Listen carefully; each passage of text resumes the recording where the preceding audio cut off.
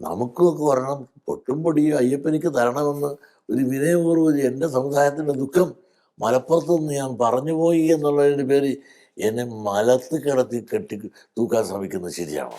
കൈയും ബുദ്ധി രാമൻ്റെ മുമ്പിൽ ഹനുമാനായിട്ട് നിൽക്കണമെന്ന് പറഞ്ഞാൽ ഞാൻ ഹനുമാനായിട്ട് ആരുടെ മുമ്പിൽ നിൽക്കാൻ തയ്യാറില്ല.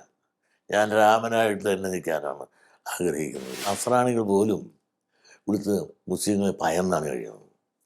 അവരാരും പറയാൻ പറയുന്നില്ല എങ്കിൽ പോലും എൻ്റെ അഭിപ്രായത്തോട് ഇവിടുത്തെ ക്രിസ്ത്യൻ സമൂഹത്തിലെ 90% ആളുകളും അതിനോട് യോജിപ്പാണ്. ഇന്നിപ്പോൾ വർഗീയതമായിട്ട് വളരെ സംഘടിച്ച് ലീഗ് നേതൃത്വം അതിനെ ഇന്ന് വീതി ഊർപ്പിച്ച് അവർ ശക്തമായി നിൽക്കുന്ന ഈ അവസ്ഥയിൽ ഇനി UDFൻ്റെ ഭരണം കിട്ടിയാൽ ഒരു മാറാട്, ഇനിയും പല മാറാടും ഇവിടെ നടക്കും. ആ വിൽപ്പത്രത്തിൻ്റെ അടിസ്ഥാനത്തിൽ കിട്ടിയതായിരിക്കും, യോഗ്യതയുടെ അടിസ്ഥാനത്തിൽ കിട്ടിയതാണെന്ന് എനിക്ക് തോന്നുന്നില്ല. ഒരു പാർട്ടി നയിക്കാനുള്ള ആ മെയ്വഴക്കമോ പ്രായോഗിക ബുദ്ധിയോ അദ്ദേഹത്തിന് വേണ്ടത്ര ഉണ്ടോ എന്ന് ഒരു ആത്മപരിശോധന സ്വയം നടത്തുന്നത് കൊള്ളാം. BDJS അവർ വേണ്ടത്ര വളർന്നോ എന്ന് ചോദിച്ചാൽ വളർന്നിട്ടില്ല. വളർത്തേണ്ടതാരായിരുന്നു? ഇവിടുത്തെ BJPക്കാരായിരുന്നു. അവരുമായിട്ടല്ലേ ചേർന്ന് നിൽക്കുന്നത്. 10 കൊല്ലം എന്ത് കിട്ടി? ഒരു ഷാജി കയറി മതമാണെന്ന് പറഞ്ഞിട്ട് ഒരു ചർച്ചയില്ലല്ലോ. ലീഗിനകത്ത് തന്നെ ഒരുപാട് കയറിയിരിക്കുന്ന മുഴുവൻ തീവ്രവാദി മുസ്ലിങ്ങളാണ്.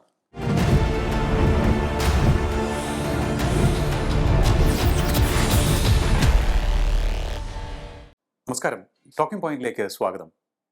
സർവാദരണീയനായ SNDP യോഗം ജനറൽ സെക്രട്ടറി ശ്രീ വെള്ളാപ്പള്ളി നടേശൻ അവர்களാണ് ഇന്ന് നമ്മോടൊപ്പം അതിഥിയായി ചേരുന്നത്. നമസ്കാരം സർ. Talking point. ഇപ്പോൾ വിവാദങ്ങളുടെ ഒരു പെരുമഴക്കാലമാണെന്ന് തോന്നുന്നു. വളരെ ശക്തമായ ആരോപണങ്ങൾ അങ്ങേക്കെതിരെ ഉന്നയിക്കുന്നുണ്ട്. പക്ഷേ അങ്ങയുടെ ജീവിതം എടുത്ത് നോക്കുകയാണെന്നുണ്ടെങ്കിൽ വിവാദങ്ങളോ ആക്രമണങ്ങളോ ഒന്നും തന്നെ പുത്തരിയല്ല. എങ്കിലും ഈ വളഞ്ഞിട്ട് ആക്രമിക്കുന്നത് ആദ്യമായിട്ടാണെന്ന് തോന്നുന്നു. ഇങ്ങനെ ഒറ്റപ്പെടുത്തി ആക്രമിക്കാൻ കച്ചകെട്ടി ഇറങ്ങിയിരിക്കുകയാണ്. അതൊരു സമുദായം മാത്രമല്ല, ആ സമുദായത്തിൻ്റെ പിൻപിൽ ചാനലുകളും ആ വിവാദങ്ങൾ ഏറ്റെടുത്ത് എന്നെ ഒറ്റ തിരിഞ്ഞ് വേട്ടയാടുന്നുണ്ട്. ഞാൻ അങ്ങനെ ഒരു സമുദായത്തിൻ്റെ വിദ്വേഷപരമായ ഒരു കാര്യം പറഞ്ഞിട്ടില്ല. എന്നെ വേട്ടയാടാൻ കാരണമെന്തെന്ന് സമൂഹത്തിൽ അരിയാഹാരം കഴിക്കുന്നവർ ചിന്തിച്ചാൽ മനസ്സിലാകും. മുസ്ലിം ലീഗാണ് എന്നെ ഇപ്പോൾ വേട്ടയാടിക്കൊണ്ടിരിക്കുന്നത്. ഞാൻ മുസ്ലിം ലീഗിൻ്റെ നയങ്ങളെ എതിർത്തുകൊണ്ട് അഭിപ്രായം പറഞ്ഞിട്ടുണ്ട്. മുസ്ലിം സമുദായത്തെ ഒരിക്കലും ഞാൻ എതിർത്ത് നിർത്താമെന്ന് പറഞ്ഞിട്ടില്ല. മുസ്ലിം സമുദായത്തിൽ എത്രയോ പേര് ഞാനുമായിട്ട് അടുത്ത ബന്ധം പറഞ്ഞിട്ട് കൊണ്ടുപോകുന്നുണ്ട്. അത് ഉദാഹരണങ്ങൾ പലതും പറഞ്ഞു അത് ഞാൻ പിന്നീട് വേണ്ടി ആവർത്തിക്കാൻ വേണ്ടി പറയല്ല. ഞങ്ങളുടെ അക്കൗണ്ട്സ് മുഴുവൻ SNDP യോഗത്തെ അക്കൗണ്ട്സ് മുഴുവൻ പരിശോധിച്ച് പാസ്സാക്കി അടിച്ചു തരുന്നത് മുസ്ലിമാണ്. SNDP യോഗത്തിന് കേസ് നടത്തുന്നത് മുസ്ലിമാണ്. അങ്ങനെ എല്ലാ രീതിയിലുള്ള ബന്ധങ്ങളും അവരുമായിട്ട് എനിക്കുണ്ടായിരിക്കുകയും ഞാനൊരു മുസ്ലിം വിരോധിയാണ് എന്ന് വരുത്താവുന്ന രീതിയിൽ അവർ വ്യാപകമായ പ്രചരണങ്ങളും അതിനുവേണ്ടി ആളുകളെ പ്രത്യേക ഇരുത്തിക്കൊണ്ട് പ്രചരണം, മീഡിയകളെ അതിന് ഉപയോഗിച്ചുകൊണ്ടുള്ള പ്രചരണങ്ങൾ. നിങ്ങളൊരു സത്യം മനസ്സിലാക്കണം, ഞാനൊരു മുസ്ലിം വിരോധിയല്ല. നമ്മളെല്ലാം SNDP യോഗമായാലും ശ്രീനാരായണ പ്രസ്ഥാനങ്ങളെല്ലാം സോദര ചിന്തയാണ്. ജാതിഭേദം മതദ്വേഷം ഏതുമില്ലാതെ സർവ്വരും സോദരത്തെയാണ് വാഴുന്ന മാതൃകാസ്ഥാനമാകണമെന്ന സങ്കല്പത്തോടു കൂടി പ്രവർത്തിക്കുന്ന ശ്രീനാരായണ പ്രസ്ഥാനത്തിൻ്റെ ഉത്തരവാദിത്തപ്പെട്ട സ്ഥലത്തിരിക്കുന്ന ആളാണ് ഞാൻ. SNDP ജനറൽ സെക്രട്ടറിയാണ്. എൻ്റെ ഗുരുവിൻ്റെ ചിന്തയും ഭാവനയും പ്രവർത്തനങ്ങളും ആ ധർമ്മങ്ങളും മനസ്സിൽ വെച്ച് പ്രവർത്തിക്കുന്ന ഒരാളാണ്. അയാൾ ഒരിക്കലും ഒരു വർഗീയ ചിന്തയോട് പ്രതികാരപരമായി പറയാനോ പ്രവർത്തിക്കാനോ സാധിക്കില്ല, ചെയ്യുന്നുമില്ല. പക്ഷേ നിങ്ങളൊന്ന് മനസ്സിലാക്കണം, എന്നെ വർഗീയവാദിയൊക്കെ ചിത്രീകരിച്ചുകൊണ്ട് ആടിനെ പട്ടിയാക്കി പിന്നെ പേപ്പട്ടിയാക്കി തല്ലിക്കൊല്ലാനുള്ള ശ്രമമാണ് ഇന്ന് മുസ്ലിം നേതൃത്വം ചെയ്യുന്നതെങ്കിൽ അതിന് കാരണങ്ങളുണ്ട്. അവരുടെ പുറകെ ഞാൻ കുഞ്ഞാടായിട്ട് നടന്നൊരു കാലമുണ്ട്. ആ കാലം അവരുടെ തടവറയിലായിരുന്നു. ആ തടവറയിൽ നിന്ന് ഞാൻ മോചിച്ചു. അവരെ വിശ്വസിക്കാൻ കൊള്ളാത്തവരാണെന്ന് ഞാൻ മനസ്സിലാക്കി. എന്നെ കൂടെ നിന്ന് ഉപയോഗിച്ചു. ഇത് മനസ്സിലാക്കി അവരുടെ വിശ്വസ്തതയെ പോലും ഞാൻ ചോദ്യം ചെയ്തപ്പോഴും അവർ ഇനി എന്നെ വിളിച്ചാൽ കിട്ടുകയില്ല, എന്നെ വിളിച്ചിട്ടുണ്ടാവുന്നു. ഞാൻ ഇല്ല, നിങ്ങളെ വിശ്വസിക്കാൻ സാധിക്കില്ല. നിങ്ങളുമായിട്ട് ഒത്തു നടന്നതിൻ്റെ അനുഭവങ്ങൾ, നിങ്ങളെല്ലാം ഗുണങ്ങളും എടുക്കുകയും നിങ്ങളോടൊപ്പം നടന്ന് ഞങ്ങളെ എന്ത് ചെയ്തു? പിന്നോക്ക സമുദായ മുന്നണി, സംവരണ സമുദായ മുന്നണി എന്നെല്ലാം പറഞ്ഞുകൊണ്ട് നമ്മൾ സംവരണക്കാരായിട്ടും പിന്നോക്കക്കാരായിട്ടും നിർത്തിക്കൊണ്ട് എന്തെല്ലാം സമരങ്ങൾ നടത്തി. കേരളത്തിലും ഇന്ത്യയിലും ഡൽഹിയിലും വരെ ഞങ്ങൾ നടത്താൻ കൊണ്ടുപോയി. ഇതെല്ലാം ചെയ്തില്ലേ? അന്നെല്ലാം നമ്മുടെ പ്രതീക്ഷ എന്തായിരുന്നു? പറഞ്ഞത് എന്താണ്?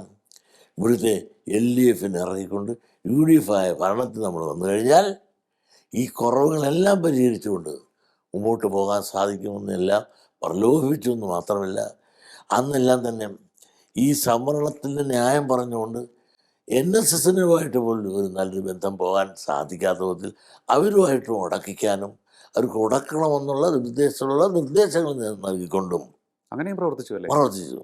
കാരണം NSSുമായിട്ട് ബന്ധപ്പെട്ട് പോകുന്നവർക്ക് ഒരിക്കലും അന്ന് ഇഷ്ടമല്ല. കാരണം സംവരണ സമുദായതല്ലേ, സാമ്പത്തിക സംവരണം അവര്, സാമുദായിക സംവരണം നമ്മൾ. അപ്പോൾ സാമുദായിക സംവരണക്കാരായ നമ്മൾ സാമ്പത്തിക സംവരണം തടഞ്ഞിരിക്കുന്ന NSSുമായിട്ട് ചേരാൻ പാടില്ല എന്ന് പറഞ്ഞ് പോരെങ്കിൽ അന്നും ഞാൻ ഈ നായർ ഈഴവ ഐക്യം ഹിന്ദു ഐക്യത്തെ പറ്റി പറഞ്ഞു നിൽക്കുന്ന ഒരു കാലഘട്ടം. പലപ്പോഴും അവരെന്നെ അഡ്വൈസ് ചെയ്യാറുണ്ട്, ആ ഒരു ചിന്ത ശരിയല്ല, അവരുടെ കൂടെ പോകരുത്, അങ്ങനെ പോകുന്നത് ശരിയല്ല, നമ്മളെല്ലാം പിന്നോക്കക്കാരാണ്, നമ്മൾ സംവരണ സമുദായക്കാരാണ്. ആ സംവരണ സമുദായം സാമ്പത്തിക സംവരണമാണ് നമ്മുടെ ലക്ഷ്യം, സാമുദായിക സംവരണമാണ് നമ്മുടെ ലക്ഷ്യം, മറ്റുള്ള സാമ്പത്തിക സംവരണക്കാരാണ്, അവർ ചതിയും ചന്തുമാരാണ്. അതുകൊണ്ട് നമുക്ക് ഒന്നിച്ചു നിന്നുകൊണ്ട് നമുക്കിതെല്ലാം നേടണമെന്നുകൊണ്ട് പ്രലോഭിപ്പിച്ച് ആ സഹോദര സമുദായ NSS നേതൃത്വത്തെ പോലും ഞാൻ വെല്ലുവിളിക്കേണ്ട അവസ്ഥയിലേക്ക് കൊണ്ട് എത്തിക്കുകയല്ല, ഇവരെല്ലാം ചെയ്തു. ഇതെല്ലാം ബുദ്ധിപരമായി അവർ പ്രവർത്തിച്ചു. ബുദ്ധിപരമായ എൻ്റെ അന്നത്തെ ആ ചിന്തയിൽ വന്ന ഒരു തെറ്റ് തിരുത്തണമെന്ന് എനിക്ക് തോന്നി. കാരണം എൻ്റെ അനുഭവം ഇതെല്ലാം കഴിഞ്ഞിട്ട് ആ ഭരണത്തിൽ വന്നല്ലോ അവര്. ഭരണം വന്നപ്പോൾ ഞാൻ ചോദിച്ചു, സുഹൃത്തെ ഗൗരിയമ്മ, അതുപോലെ മുസ്ലിം ലീഗ് ഉൾപ്പെടെയുള്ളവരെല്ലാം പിന്നോക്ക സമുദായത്തിൻ്റെ വക്താക്കളൊക്കെ ഞങ്ങളോടൊപ്പം നിൽക്കല്ലേ? ഭരണത്തിൽ കയറിയ ശേഷം ഞാൻ ചോദിച്ചു, നമ്മളൊരു ആശയം വെച്ചാണല്ലോ, ഒന്ന് കൂടണ്ടേ, വിളിക്കണ്ടേ നമ്മളെല്ലാം കൂടെ ആ പിന്നോക്ക സമുദായം? വിളിക്കാനോ കൂടാനോ ഒരു ഭരണത്തിരിക്കുന്ന അത്രയും കാലം യോഗം പിന്നെ വിളിച്ചിട്ടില്ല. അപ്പം അതിനു മുമ്പ് ഇരിക്കാനും പഠിക്കാനും സമ്മേളനം നടത്താനും ഇതെല്ലാം വിവിധ മേഖലയിൽ പ്രസ്താവന ഇറക്കാനും എല്ലാം ഞാൻ മുമ്പിലുണ്ട്. മാത്രം ലക്ഷക്കണക്കിന് പൈസയാണ് മുടക്കിച്ചത്. അപ്പോൾ പോലും ഇവരാരും വേണ്ടത്ര മുടക്കിയിട്ടില്ല. അവരെല്ലാം എന്നെക്കൊണ്ട് മുടക്കിക്കും, നാം മാത്രമേ ബാക്കിയുള്ളവർ മുടക്കും. ചെറിയ സമുദായങ്ങളുണ്ട്, അവർക്കൊന്നും മുടക്കാൻ കഴിവില്ല. ലീഗിനെ സംബന്ധിച്ചിടത്തോളം ഒരുപാട് സമ്പത്തുള്ളവരാണ്. അപ്പോൾ പോലും എന്നോട് കടം മേടിച്ച് വണ്ടിക്ക് വിലയ്ക്ക് മേടിച്ച് പോന്നിട്ട് പോലും ഇന്ന് പോലും എനിക്ക് തിരിച്ചു തന്നിട്ടില്ല. ആളുകൾ പേര് ഞാൻ പറയുന്നില്ല. ലീഗിൽ പോയപ്പോഴും അവിടെ കാശില്ലെന്ന് പറഞ്ഞു, അങ്ങനെ വരെ ചെയ്തപ്പോഴും കാശ് കൊടുത്തവനാണ് ഞാൻ. അതുകൊണ്ട് സംവരണത്തെ പറ്റി, സാമ്പത്തിക സംവരണത്തെ പറ്റി ഗവൺമെൻറ് അത് കേസ് കൊടുക്കണമെന്ന് പറഞ്ഞുകൊണ്ട് എന്നെ കൊണ്ട് കാശ് മുടക്കുകയും എവിടെ എത്തി? ഒന്നും എത്തിയില്ല. ഇതെല്ലാം അവരുടെ ഒരു സാമ്രാജ്യം. ഞങ്ങളെല്ലാം ഒത്തുകൂടി പലപ്പോഴും ചർച്ച ചെയ്തിട്ടും സുഹൃത്തെ അവരെന്തെല്ലാം ഞാൻ പറഞ്ഞു, ഞങ്ങളുടെ കുറേ വിദ്യാഭ്യാസ സ്ഥാപനം അപേക്ഷിച്ചില്ലെന്ന് പറഞ്ഞു. പുൽപ്പള്ളി എല്ലാ കൊല്ലം ഞങ്ങൾ അപേക്ഷിച്ചു. അവിടെ 25 ഏക്കർ കിടപ്പുണ്ട്. ആ പുൽപ്പള്ളിയിൽ ഞങ്ങൾ എല്ലാ പ്രാവശ്യവും അപേക്ഷിക്കാറുണ്ട്. എഞ്ചിനീയറിംഗ് കോളേജിൽ അപേക്ഷിക്കും, എയ്ഡഡ് കോളേജിൽ അപേക്ഷിക്കും. എല്ലാ പ്രാവശ്യവും അതിനുള്ള ഫീസും കിട്ടും, പരിശോധനയ്ക്ക് വരികയും ചെയ്യും. ഉത്തരവാദിത്തപ്പെട്ടത് പരിശോധന കഴിഞ്ഞ് പോകണമെന്നല്ലാതെ അനുവാദമില്ല. ഓക്കെ, ഇത് പറയല്ലേ ഞങ്ങൾക്ക് എല്ലായിടത്തും കോളേജ്. എവിടെയാണ് കോളേജ്? അന്ന് ലീഗിന്റെ കയ്യിലായിരുന്നല്ലോ വിദ്യാഭ്യാസ വകുപ്പ്. എല്ലാവരും അല്ലേ ഇരിക്കുന്നത്. ലബാസാർ എഞ്ചിനീയറിംഗ് കോളേജിൻ്റെ അതേ കൊല്ലം എഞ്ചിനീയറിംഗ് കോളേജിൽ ഇരിക്കുന്ന ലബാസാർ വരെ ഇൻസ്പെക്ഷൻ വന്നിട്ടുണ്ട്. അവിടെ അതിനുള്ള ഫീസ് കെട്ടണമല്ല, ഫീസ് കെട്ടിട്ടാണ് എല്ലാം വരുന്നത്. ഒന്നുമില്ല. നിങ്ങളൊന്ന് ആലോചിക്കും, ഞാൻ എന്ത് തെറ്റ് ചെയ്ത് മലപ്പുറത്ത് ചെന്നപ്പോൾ ഞാനൊന്ന് പറഞ്ഞു, എൻ്റെ സമുദായത്തിന് ഒരു എയ്ഡഡ് സ്ഥാപനം ഒന്നും കൂടെ ഇല്ല. വിദ്യ കൊണ്ട് പ്രബുദ്ധരാകാൻ പറയുന്നു. ഈ പ്രബുദ്ധത നമുക്ക് വിദ്യാഭ്യാസ സ്ഥാപനം വേണ്ടേ? ഒന്നുമില്ല. അവിടെ ഒരു സ്വാശ്രയ കോളേജ് മാത്രമാണ് ഉള്ളത്. ആ സ്വാശ്രയകൾ ഞങ്ങൾക്കൊന്നുള്ളപ്പോൾ ഇവർക്ക് 42 ഉണ്ട്, 48 ഉണ്ട്. 48 കോളേജുണ്ട്. 48 സ്വാശ്രയങ്ങളുണ്ട്, 7-8 വേറെയും. ആതിരിക്കെ അതാണ് പൊക്കി പറഞ്ഞത്. ഇവരാരും തന്നല്ല, സ്വാശ്രയം ചവറ് പോലെ എല്ലാവരും കൊടുത്തിട്ടിരിക്കല്ലേ എന്ന്. അതെ, ശമ്പളം കൊടുക്കുന്ന സർക്കാരല്ലേ. പക്ഷെ ഈ സ്ഥിതിയെല്ലാം കണ്ട് ഞാൻ പറഞ്ഞു, ഞാൻ ഈ മുസ്ലിം ലീഗിനെ എടുത്തു തന്നെ പറഞ്ഞാണ്. മുസ്ലിം സമുദായത്തെ ഒരിക്കലും ഞാൻ സ്വാതന്ത്ര്യ ചിന്ത എന്ന് പറഞ്ഞ ആ ഗുരുവിൻ്റെ ആ ദർശനവും സന്ദേശവും മനസ്സിൽ വെച്ച് ഞാൻ ആരെ പറ്റി ഒരു സമുദായത്തെ ആക്ഷേപിച്ച് പറയാറില്ല. ഇവരെന്താ ചെയ്ത് ഉടനെ പറഞ്ഞ സമുദായത്തെ ആക്ഷേപിച്ചു. ഞാനൊരു സമുദായത്തെ ആക്ഷേപിച്ചില്ല, ഞങ്ങൾക്കൊന്നും തന്നില്ല എന്ന് പറഞ്ഞു. ഇത് മുഴുവൻ ഇവരെടുത്തോണ്ട് പോയി. സർക്കാരാണ് ശമ്പളത്തിൽ കൊടുക്കുന്ന മിശ്രം. ലീഗല്ലേ, ലീഗെന്ന് സമുദായ അവരുടെ പാർട്ടിയല്ലേ ശമ്പളം കൊടുക്കുന്നത്. ശമ്പളം കൊടുക്കുന്ന സർക്കാരാണ്. ആ സർക്കാർ ശമ്പളം കൊടുക്കുന്ന ആ പാർട്ടിയിൽ ലീഗിന് ആ ജില്ലയിൽ മാത്രമുണ്ട് 12 മേൽ സ്വാശ്രയ കോളേജുകൾ, എയ്ഡഡ് കോളേജുകൾ. സ്വാശ്രയ കോളേജ് 48 പേരെ കിടക്കുന്നത്, 12 കിടക്കുന്നുണ്ട്. അതുകൂടാതെ അറബിക് കോളേജ്. ഈ അറബിക് കോളേജ് എയ്ഡഡാണ്. അത് 2.5 ഏക്കർ മതി. ഈ 2.5 ഏക്കർ എടുത്തിട്ട് എന്താ ചെയ്യുന്നത്? ആദ്യം അറബി എടുത്തും, പിന്നെ അത് കഴിഞ്ഞിട്ട് ആർട്സ് കോഴ്സുകൾ, ബികോം മെല്ലെ മെല്ലെ ആഡ് ഓൺ ചെയ്തല്ലേ, മെല്ലെ മെല്ലെ ചേർക്കും. അതും ഈടാക്കാവും. അങ്ങനെ UGC ശമ്പളം അവർക്കാവും. അപ്പൊ ഈ 2.5 ഏക്കർ തുടങ്ങുന്ന ഈ അറബിക് കോളേജും എയ്ഡഡ് കോളേജിന് തുല്യമാക്കി. അപ്പൊ എത്ര 10-18ഓളം കോളേജുകൾ എയ്ഡഡ് മലപ്പുറം ജില്ലയിൽ മാത്രം. 46ഓളം അൺഎയ്ഡഡ് കോളേജിൽ മലപ്പുറത്ത് മാത്രം. ഇതൊരു സാമൂഹ്യ നീതിയാണോ? മാത്രമല്ല, നിങ്ങളൊന്ന് ആലോചിക്കണം, ഇത്തരം സ്ഥാപനങ്ങളിൽ ശമ്പളത്തിൽ എത്ര ലക്ഷം രൂപയാണ് അവർക്ക് കിട്ടുന്നത്? നിയമനം മാനേജരല്ലേ, ശമ്പളം സർക്കാരല്ലേ. നമുക്കൊക്കെ വരണം, പൊട്ടും പൊടിയും അയ്യപ്പനിക്ക് തരണമെന്ന് ഒരു വിനയപൂർവ്വം എൻ്റെ സമുദായത്തിൻ്റെ ദുഃഖം മലപ്പുറത്ത് നിന്ന് ഞാൻ പറഞ്ഞുപോയി എന്നുള്ളതിൻ്റെ പേര് എന്നെ മലത്ത് കിടത്തി തൂക്കാൻ ശ്രമിക്കുന്നത് ശരിയാണോ? മലത്ത് അടിക്കുന്നത് ശരിയാണ്. പിന്നെ ഇഷ്ടമല്ലാത്ത അച്ഛ തൊട്ടതെല്ലാം കുറ്റം എന്ന് പറഞ്ഞാൽ ഇവർക്ക് എല്ലാം എന്നെ കുറ്റം പറയാൻ കാര്യം കാത്തു നിൽക്കായിരുന്നു. കാരണം ഇവർ എന്നെ വിളിച്ചതാ, നമുക്ക് പണ്ട് തെറ്റിപ്പറ്റിപ്പോയി. വീണ്ടും വിളിച്ചു ഈ സമയത്ത്. അതൊക്കെ നേരത്തെ എന്നെ വിളിച്ചു, വാ നമുക്ക് പണ്ട് തെറ്റിപ്പോയി, ഇനി നമുക്ക് ആ തെറ്റെല്ലാം പരിഹരിച്ചുകൊണ്ട് നമുക്ക് ഒന്നിച്ചു പോകാം. ഞാൻ പറഞ്ഞു, നിങ്ങൾ ഇതിനെ വിശ്വസിക്കാറൊക്കെ അല്ല. നിങ്ങൾ സ്പെഷ്യൽ റിക്രൂട്ടറിന് നരേന്ദ്ര കമ്മീഷൻ വെച്ചുകൊണ്ട് നിങ്ങളുടെ ആളുകളെ പോസ്റ്റ് ചെയ്ത കുറവ് പരിഹരിച്ചപ്പോൾ എന്തുകൊണ്ട് ഈ പിന്നോക്കാരനായ ഈഴവ സമുദായത്തിൻ്റെ പിന്നോക്കാവസ്ഥ ആ കുറവ് പരിഹരിക്കാൻ എന്തുകൊണ്ട് നിങ്ങൾ സ്പെഷ്യൽ റിക്രൂട്ടറിന് ഒന്നുമില്ല? നിങ്ങളുടെ മാത്രം നിങ്ങൾ സാധിച്ചില്ലേ? അപ്പം നിങ്ങൾ കൂടെ നിന്ന് കാലാട്ടി ചവിട്ടിയില്ലേ? അങ്ങനെയാണ് ആ ഒന്നിച്ചു പോകേണ്ടത്. ഒന്നിച്ച് മല്ലനും മാധവനോട് കാട്ടിപ്പോലെ ആയിപ്പോയില്ലേ, ഇടക്കെട്ട് ഞങ്ങൾ പോയില്ലേ? ഇനി നിങ്ങൾ എങ്ങനെ വിശ്വസിക്കും? എൻ്റെ സമുദായത്തോട് ഞാൻ എങ്ങനെ പറയുന്നത് എന്ന് പലപ്പോഴും എന്നെ ഇവർ വിളിച്ചപ്പോൾ ഞാൻ അതിൽ നിന്ന് മാറിക്കന്നെ. അപ്പോൾ എന്നെ കിട്ടുകയില്ലാന്ന് കണ്ടപ്പോൾ ഇനി എന്നെ ആടിയടിക്കാമെന്നുള്ള ആ ഒരു ദുരുദ്ദേശം മനസ്സിൽ വെച്ചുകൊണ്ട് ഈ പറയുന്ന ഇപ്പം തുടങ്ങിയല്ലേ, ഇവർ നേരത്തെ പ്ലാൻ ചെയ്ത് തുടങ്ങിയതാണ്.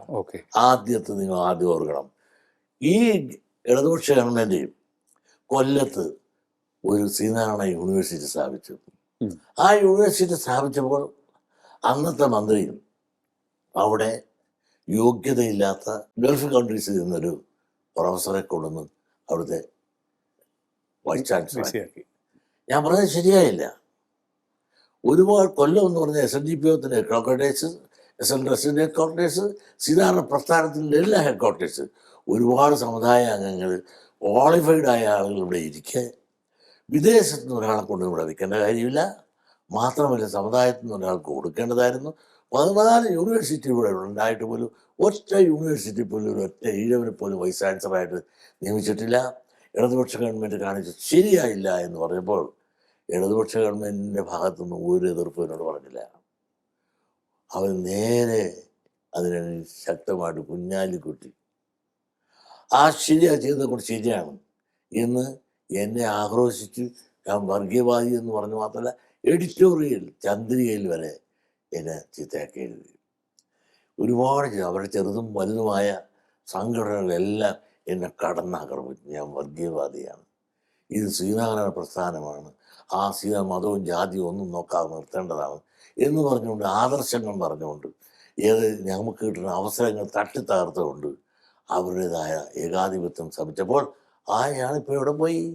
ആ ഒരു യോഗ്യതയില്ലാത്ത ആൾ, ഗവർണർ തട്ടിപ്പേറ്റി വെച്ച യോഗ്യതയില്ല അയാൾ അഞ്ജനം വന്നത് എനിക്കറിയാം, മഞ്ഞൾ പോലെ വെളുത്തിരിക്കുമെന്ന് പറഞ്ഞ പോലെ ഗുരു ആരാണെന്ന് ഗുരുവിൻ്റെ പടം പോലും ജീവിതത്തിൽ കാണാത്ത ഒരാൾ, അദ്ദേഹം അവിടെ നിന്ന് പോകുന്നവരെ ഗുരുവിൻ്റെ ചിത്രം പോലും ആ യൂണിവേഴ്സിറ്റിയുടെ അകത്ത് വിൽക്കാതിരുന്ന ആളായിരുന്നു അദ്ദേഹം പോയി. അത് വന്നപ്പോഴും എന്നെ ശക്തമായിട്ട്, കാരണം വിളിച്ചപ്പോൾ പോയില്ലല്ലോ, കിട്ടിയ ഏതൊരു അവസരങ്ങളിലും ഇവരെന്നെ വെറുതെ വിട്ടിട്ടില്ല. രണ്ടാമത്തതും നിങ്ങളൊന്ന് ആലോചിക്കണം, ഇവിടെ നോമിനേറ്റ് ചെയ്യാറുണ്ട് എം പിമാരെ ഇവിടെ 9 എം പിമാരെ നോമിനേറ്റ് ചെയ്തു, ഇടതും വലതും ഗവൺമെൻറ്റുകൾ. അപ്പം ഞാൻ പറഞ്ഞു, ഈ നോമിനേറ്റ് ചെയ്ത 9 പേരും നോമിനേറ്റ് ചെയ്തതിൽ ഒരു പിന്നോക്കക്കാരനും പട്ടികജാതിക്കാരനുമില്ല. അത് ശരിയായില്ല. ഇവിടെ തെരഞ്ഞെടുപ്പിൽ പലരും വന്നിട്ടുണ്ട്, അത് വന്നോട്ടെ, അതിൽ തെറ്റില്ല. ഇതിപ്പോൾ നോമിനേറ്റ് ചെയ്യുമ്പോൾ അതിനകത്ത് നീതിബോധം കാണിച്ചില്ലല്ലോ. ഒരു പിന്നോക്കക്കാരനോ പട്ടികജാതിക്കാരനോ ഇല്ലാതെ ന്യൂനപക്ഷങ്ങൾ, അതിൽ 7 പേരും 2 പേര് ഭൂരിപക്ഷ സമുദായത്തിൽ, അതായത് 2 പേര് നായർ സമുദായത്തിൽ നിന്നും 7 പേര് ന്യൂനപക്ഷത്തിൽ നിന്നും, ആ ന്യൂനപക്ഷത്തിൽ തന്നെ 5 പേര് മുസ്ലിം സമുദായത്തിൽ നിന്നും. ഇത് ശരിയായില്ല, മാന്യമായില്ല എന്ന് പറഞ്ഞപ്പോഴും കോൺഗ്രസ്സുകാരും കമ്മ്യൂണിസ്റ്റുകാരും കൂടെ ചെയ്തതാണ്. പക്ഷെ അവർ 2 പേരും ഒന്നും പറഞ്ഞില്ല. അപ്പോഴും ചാടി വീണത് ആരാണ്? ഞാൻ പറഞ്ഞത് നേരുണ്ടോ സത്യമുണ്ടോ ഒന്നും, സാമൂഹ്യ നീതി എന്നല്ലേ എല്ലാവരും പറയണത്. മതേതരത്വം ഇങ്ങനെ വായിക്ക് 4 വട്ടം വർത്തമാനം വേണ്ടി പറയല്ലേ. ഈ മതേതരത്വവും സാമൂഹ്യ നീതിയും പറയുന്നവർ ആ സമുദായ നീതി ഇതിനകത്ത് കാണിക്കണ്ടേ? ആ കാണിക്കാതെ പറയേണ്ട ഒരു ഉത്തരവാദിത്വം എനിക്കില്ലേ? ഞാൻ SNDP ജനറൽ സെക്രട്ടറി എന്ന് പറഞ്ഞാൽ SNDP യോഗത്തിനും സമുദായത്തിനും അർഹതപ്പെട്ട് പറയാനും ചോദിക്കാനും ഉള്ള അർഹത എനിക്കുള്ളതുകൊണ്ടാണ് ഞാൻ ചോദിച്ചത്. മതവിദ്വേഷം ഉണ്ടാക്കാനല്ല പറഞ്ഞത്. ഇത് ഞാൻ ചോദിച്ചപ്പോൾ ഞാൻ ഒരു മുസ്ലിം വിരോധിയാക്കിക്കൊണ്ട് പിന്നെ അവരെ ചെറുതും വലുതും റാവുത്തർ സംഘടന വരെ യുവജനവും എല്ലാം പ്രതിഷേധം അവർ മാത്രമേ പ്രതിഷേധിച്ചുള്ളൂ. മൂന്നാമത്തതാണ് ഇതുകൂടെ കിട്ടിയപ്പോൾ അവർക്ക് ശക്തമായി മലപ്പുറത്ത് വെച്ചല്ലേ പറഞ്ഞത്, അവർ തട്ടകത്തിലല്ലേ എന്ന് പറഞ്ഞത്, അതവർക്ക് ഒട്ടും സഹിച്ചില്ല. അപ്പോൾ തട്ടകത്തിൽ കൂടി വന്ന് പറഞ്ഞപ്പോൾ ഇവനെ ഏതായാലും ശരിയാക്കണമെന്ന് കണക്കാക്കിക്കൊണ്ട് പിന്നെ കടന്നാക്രമണം ശക്തമാകുകയാണ്. അതുകൊണ്ട് ചില ചാനലുകളിലും കയറുകയാണ്. ഞാൻ എന്ത് ചെയ്തു? ഇത്രയോ വിദ്യാഭ്യാസ സ്ഥാപനങ്ങൾ, നിങ്ങൾക്കറിയാമല്ലോ, ആർ ശങ്കർ ഇരുന്ന കാലത്ത് കിട്ടിയ കോളേജുകൾക്ക് ശേഷം നമുക്ക് എന്ത് കിട്ടി? അദ്ദേഹം അന്ന് കോളേജ് കൊടുത്ത കാലത്തും ചങ്ങനാശ്ശേരി നിന്ന് അപേക്ഷയില്ലാഞ്ഞിട്ട് അപേക്ഷ പോകുന്നതായിരുന്നുകൊണ്ട് അദ്ദേഹത്തിൻ്റെ കൂടെ മന്ത്രിയായിരുന്നാലും ചങ്ങനാശ്ശേരി പറഞ്ഞയച്ചിട്ട് അപേക്ഷ മേടിച്ചിട്ടാണ് എല്ലാവർക്കും കൊടുത്തത്, എല്ലാ സമുദായത്തിനും കൊടുത്തത്. അന്ന് കിട്ടിയതല്ലാതെ അതിനുശേഷം പല ഗവൺമെൻറ്റോടെ വന്നു പോയല്ലോ. നമുക്ക് കിട്ടിയ വേറെ 3 കോളേജ് ട്രസ്റ്റിന്, അത് ബേബി ജോൺ ഇവിടെ മന്ത്രിയായിരുന്ന കാലത്ത്, ചാത്തന്നൂരും ചെങ്ങന്നൂരും ഷൊർണൂരും. ഈ ശങ്കർ സാറുമായി ഇത് 60 കൊല്ലം കഴിഞ്ഞ മിശ്രേ, ഈ 60 കൊല്ലത്തിനുള്ളിൽ ബാക്കി സമുദായങ്ങൾ എത്ര എണ്ണം കൊണ്ടുപോയി എന്ന് ഒരു കമ്മീഷനെ വെച്ച് പരിശോധിക്കേ. കോളേജ് മാത്രമല്ല, എന്തുമാത്രം വിദ്യാഭ്യാസ സ്ഥാപനങ്ങൾ, കോളേജ് അവർക്ക് കൊണ്ടുപോയെന്ന് മാത്രമല്ല, ഓരോ കോളേജ് എന്തുമാത്രം കോഴ്സ് ഉണ്ടെന്ന് നോക്ക്. നമുക്കൊരു കോളേജ് എന്ന് പറഞ്ഞാൽ അവരുടെ നമ്മുടെ 3 കോളേജിന് സമയമാണോ അവരുടെ ഒരു കോളേജ്? കാരണം അതിൽ മാത്രം കോഴ്സുകളവിടെ. നമ്മൾ കോഴ്സും തിരിയില്ല, പോസ്റ്റും തിരിയില്ല. ഇത് ഞാൻ പറഞ്ഞാൽ എനിക്കൊന്ന് ഇപ്പോൾ SN കോളേജുകളിലൊക്കെ തന്നെ പുതിയ കോഴ്സുകൾ അനുവദിച്ച് കിട്ടുന്നതിന് വലിയ ബുദ്ധിമുട്ടാണ്. വലിയ ബുദ്ധിമുട്ട് നമുക്ക് തരാൻ വലിയ ബുദ്ധിമുട്ടല്ലേ. അവർക്കെല്ലാം ഇഷ്ടംപോലെ ഒപ്പിട്ടെടുത്തുകൊണ്ട് പോകല്ലേ. ഇത് ഞാൻ പറഞ്ഞ എന്താ തെറ്റ്? അതാണ് ഞാൻ പറഞ്ഞത്. ഒരു കമ്മീഷനായി ഈ ലീഗിൻ്റെ ഭരണകാലത്ത് അവരാർക്കെല്ലാം എത്രയെല്ലാം കോഴ്സ് കൊടുത്ത്, എത്ര കോളേജ് കൊടുത്ത്, എത്ര സ്കൂൾ കൊടുത്ത്, ഒന്നിനും സാർ ഒരു കണക്കെടുക്ക്. അപ്പോൾ അവർ സാമൂഹ്യ നീതിയാണോ സമുദായ നീതിയാണോ അവരുടെ മാത്രം സമുദായത്തിന് ഒപ്പിട്ടെടുക്കണം? അതും അവരുടെ സമുദായത്തിനല്ലപ്പാ, അവരുടെ സ്വന്തം വ്യക്തികൾക്കാണ് കൊടുക്കണതെല്ലാം. ചെന്നവർ പറയട്ടെ, ഞാൻ വെല്ലുവിളിക്കാം. എന്നിട്ട് എന്നെ കുറ്റം പറഞ്ഞാൽ ആക്കുമോ? ഞാൻ എൻ്റെ സമുദായത്തിന് എന്താ അർഹതപ്പെട്ടത് ചോദിച്ചാൽ ഞാൻ ജാതി പറയുന്നു എന്നല്ല, നീതി പറയുന്നു എന്ന് കാണണം. നിങ്ങളൊരു കാര്യം ഓർക്കും, കുറഞ്ഞ കാലം കൊണ്ട് മുസ്ലിം സമുദായത്തിനുള്ള സ്കൂളുകളുടെ എണ്ണം നിങ്ങൾക്കറിയാമോ എത്രയാണെന്ന്? ആ സ്കൂള് തന്നെ ഈ മുസ്ലിം സമുദായത്തിന് കേരളത്തിൽ ഇന്നുള്ളത് അവർക്ക് 4020 സ്കൂളുണ്ട് കേരളത്തിൽ അമ്പാടുമായിട്ട്. അവരുടെ സമുദായത്തിൻ്റെ പല മേഖലയിലുള്ള ആളുകളുമായിട്ട്. അതേപോലെ ഈഴവ സമുദായത്തിലുള്ള എത്രയാണ്? 370. എന്തുകൊണ്ട് ഇങ്ങനെ സംഭവിച്ചു? ഈ 370 എപ്പോൾ കിട്ടിയതാണ്? ചങ്കർദാറിനുണ്ടായിരുന്ന കാലം തൊട്ടുള്ള ജില്ല കിട്ടിയതാണ്. ഈ വ്യത്യാസം ചൂണ്ടിക്കാണിക്കുന്നതുകൊണ്ടാണ് അങ്ങേ ആ വർഗീയവാദിയാക്കുന്നത്. വർഗീയവാദി, ഞാൻ വർഗീയവാദി സാമൂഹ്യ നീതിയല്ലേ. അതുപോലെ കോളേജിൻ്റെ കാര്യം വരുമ്പോഴും ഇവർക്ക് എത്ര കിട്ടി? കുറഞ്ഞ സമയം കൊണ്ട് അധികാരത്തിൽ നിന്ന് 42 കേരള ഒട്ടിക്കൊപ്പിട്ട് അവർക്ക് കൊടുക്കാനും അവരുടെ സമുദായത്തിന് അവരതുകൊണ്ട് പ്രബുദ്ധരായി വളർന്നോട്ടെ. പക്ഷേ അതിന് താഴെ ഈ ചീര ഇവിടെ നിൽപ്പുണ്ട് ഇല്ലേ? അവരെല്ലാം വളർന്നു വരുമ്പോൾ ആ മരത്തിന് താഴെ ഒരു ചീര നിൽപ്പുണ്ട്. ചീര കൂടെ വളരാനും അല്പം വെള്ളം ഒഴിച്ചു കൊടുക്കണ്ടേ? ആ പാട്ട് കീഴവിനുള്ള 18 കോളേജാണ്. ഓക്കെ. ഈ നീതി ആ 18 കോടി കോഴ്സ് എത്രയാണ്? വളരെ കുറവ്. ഈ കുറവ് പരിഹരിക്കണമെന്ന് പറഞ്ഞാൽ ഞാൻ ജാതി പറഞ്ഞൊന്നതാണ്, നീതി പറയുന്നതെന്നല്ലേ മനസ്സിലാക്കട്ടെ. അതെ. ഒന്ന് മനസ്സിലാക്കണം. ശ്രീനാരായണ ധർമ്മ പരിപാലന യോഗത്തിൽ ജനറൽ സെക്രട്ടറി എന്ന് പോലെ ഞാൻ ഇരിക്കുമ്പോൾ ഞാൻ ചെയ്യേണ്ടത് എൻ്റെ സമുദായത്തിന് അർഹതപ്പെട്ടത് ചോദിക്കണ്ടേ? ആ സ്ഥാപനം സ്ഥാപിച്ചിരിക്കുന്നത് എന്തിനാണ്? അതിൻ്റെ ഭരണഘടന വകുപ്പ് 3B എഴുതിയിട്ടുണ്ട്. ഈഴവൻ്റെ ലൗകികം, വിദ്യാഭ്യാസം, ആരാധന, വ്യവസായം ഉൾപ്പെടെയുള്ളത് കേരളത്തിൽ ഇവിടെ അരിപ്പുറത്തും ആവശ്യമുണ്ടെങ്കിൽ മറ്റു മേഖലയിലും ബ്രാഞ്ച് സ്ഥാപിച്ച് നടത്തുവാനുള്ള അധികാരം രാജാവിന് വേണ്ടി ദിവാനായ രാമരായർ ഒപ്പിട്ട് തന്ന ലൈസൻസാണ്. ആ ലൈസൻസിലേ ഞാൻ പ്രവർത്തിക്കുന്നത്. അപ്പോൾ ഈ വ്യവസായമായാലും വിദ്യാഭ്യാസമായാലും ഇതെല്ലാം മറ്റു മേഖലയിൽ കിട്ടാൻ ചോദിക്കേണ്ട ഒരു ബാധ്യത എനിക്കില്ലേ? ആ ബാധ്യത ഞാൻ ചെയ്തുള്ളൂ.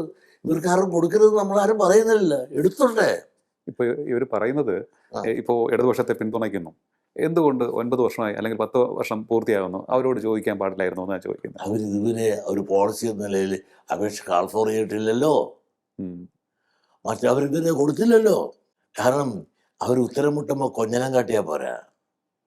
അവർ ഞങ്ങൾ തന്നില്ല, എന്തേ മറ്റൊരു തരാമെന്ന് ഞാൻ ചോദിക്കുന്നത്. എന്തുകൊണ്ട് ഇവർ തന്നില്ല? കാരണം ഇവർ ഭരണത്തിൽ വരാൻ അവരുടെ കൂടെ നിന്നവരല്ലേ ഞാൻ. ഈ ഇടതുപക്ഷത്തെ ഇറക്കാനും UDF ഭരണത്തിൽ വരാനും വേണ്ടി ഇവരോടൊപ്പം നിന്ന് ഫൈറ്റ് ചെയ്ത് ആ UDF ഗവൺമെൻറ് വരുമ്പോൾ ഞങ്ങൾ വെച്ച ആ ആശയവും അഭിപ്രായവും നടപ്പിലാക്കേണ്ടത് പകരം എല്ലാം ഒറ്റയ്ക്ക് വാരി വലിച്ച അഴിക്കുക എന്നുള്ളത് ശരിയാണോ? UDF ഗവൺമെൻറ് വരുമ്പോൾ ഞങ്ങൾക്ക് തന്നോളാമെന്ന് വല്ല ഉറപ്പുണ്ടായിരുന്നോ? LDF ഗവൺമെൻറ്റിന് വരുമ്പോൾ ഞങ്ങൾക്ക് വല്ലതും തരാമെന്ന് ഇവരാരും ഉറപ്പ് വന്നിട്ടില്ല. പക്ഷേ അവരന്ന് ഉറപ്പ് വന്നിട്ടുണ്ടായിരുന്നു. അതെന്താ പറയാത്തത്? ഈ നീതികേട് ചൂണ്ടിക്കാണിക്കുമ്പോഴാണ് അങ്ങേ വർഗീയവാദിയാക്കുന്നത്. പക്ഷേ അങ്ങ് തന്നെ പലപ്പോഴും പറഞ്ഞു, ശ്രീനാരായണ യൂണിവേഴ്സിറ്റിയുടെ കാര്യത്തിൽ വിമർശനം ഉന്നയിച്ചപ്പോൾ അല്ലെങ്കിൽ നീതികേട് ചൂണ്ടിക്കാണിച്ചപ്പോൾ ശ്രീ VK കുഞ്ഞാലിക്കുട്ടി രംഗത്ത് വന്നു. അതുപോലെ ഓരോ കാര്യങ്ങൾ നീതികേട് ചൂണ്ടിക്കാണിക്കുമ്പോഴും രംഗത്ത് വന്നിരുന്നത് ലീഗിൻ്റെ നേതാക്കളാണ്. മറുവശത്ത് നോക്കുമ്പോൾ ശ്രീ മുജാഹിദ് ബാലുശ്ശേരി, O അബ്ദുള്ള, KM ഷാജി തുടങ്ങിയ ആൾക്കാരൊക്കെ തന്നെ വളരെ നഗ്നമായ രീതിയിൽ മതം പറഞ്ഞ് സംസാരിക്കുക. മതമാണെന്ന് ഷാജി എത്രയോ പ്രാവശ്യം പറഞ്ഞ് ഈ രാജ്യത്ത് ആരെങ്കിലും പറഞ്ഞോ? വേണ്ട, ബംഗ്ലാദേശിൽ കെട്ടിത്തൂക്കിയിട്ട് ഇതിന് തോന്നല്ല ഹിന്ദുവിനാ. ഇവിടെ എന്താ ചർച്ചയില്ലാത്ത? വേറെ മറ്റ് രാജ്യങ്ങളിലേക്ക് നടന്നിട്ട് എന്തെല്ലാം പ്രതിഷേധം ഇവിടെ എല്ലാവരും നടത്തി. മതമാണ് എന്ന് ഷാജി പറഞ്ഞില്ലേ? അതെ. എന്നിട്ട് എന്താ ചർച്ചയില്ലാത്തത്? ഇവിടുത്തെ എന്നും കുറേ വൈകുന്നേരം ചർച്ച തൊഴിലാളികളുണ്ടല്ലോ ചാനലിൽ. അവരാരും ഇതിലേക്ക് വരുന്നില്ലല്ലോ. എൻ്റെ ചോര കുടിക്കാൻ മാത്രം എന്തിനാണ് വരണത്? എനിക്ക് പാർലമെൻ്ററി മോഹമൊന്നുമില്ല. എന്നെ കൊന്നുകളെന്നൊക്കെ പറയുന്നുണ്ട്. എനിക്ക് ജീവിതത്തെ സംബന്ധിച്ചിടത്തോളം മരണത്തെ ഒരു ഭയമില്ല. എനിക്ക് എന്നെ സംബന്ധിച്ച് ഒന്ന് കൊല്ലാൻ ശ്രമിച്ചതാണ്, ചത്തില്ല, ഇനിയും നിൽക്കുകയാണ്. കാരണം അഭിപ്രായം പറഞ്ഞ ഭീഷണിപ്പെടുത്തിൻ്റെ മുമ്പിൽ നിന്നും മുട്ടുമടക്കും. ഒരു മുട്ടാളിൻ്റെ മുമ്പിൽ മുട്ടുമടക്കുന്നവനല്ല ഞാൻ. പറഞ്ഞതിൽ നിന്ന് ഉറച്ച് തന്നെ നിൽക്കും. തിരികെ പറഞ്ഞതിൽ നിന്ന് ഉറച്ച് തന്നെ നിൽക്കുകയാണ് ഞാൻ. ഞാൻ തെറ്റുണ്ടെന്ന് എന്നെ ബോധ്യപ്പെടുത്തി ഞാൻ തിരുത്തും. ഞാൻ തെറ്റൊന്നും ചെയ്തിട്ടില്ല. ഇവർ പറഞ്ഞ് ഞാൻ ഒരാളെ വിളിച്ചിട്ട് എന്താണ് തീവ്രവാദി എന്ന് പറഞ്ഞു. മാധ്യമപ്രവർത്തകൻ. ഞാനൊരു മാധ്യമപ്രവർത്തനാണപ്പാ. അങ്ങോട്ടും ഇങ്ങോട്ടും റെസ്പെക്റ്റ് കൊടുക്കണ്ടേ മാധ്യമപ്രവർത്തകനായാൽ? ഒന്നുമില്ല, 89 വയസ്സുള്ളൊരു കളവനല്ല ഞാൻ. ഞാൻ ശിവഗിരിയിൽ ഇറങ്ങുമ്പോൾ 12 മണി ഉച്ചയ്ക്ക് നടുറോട്ടിരുന്നാണോ എന്നെ വിചാരണ ചെയ്യേണ്ടത്?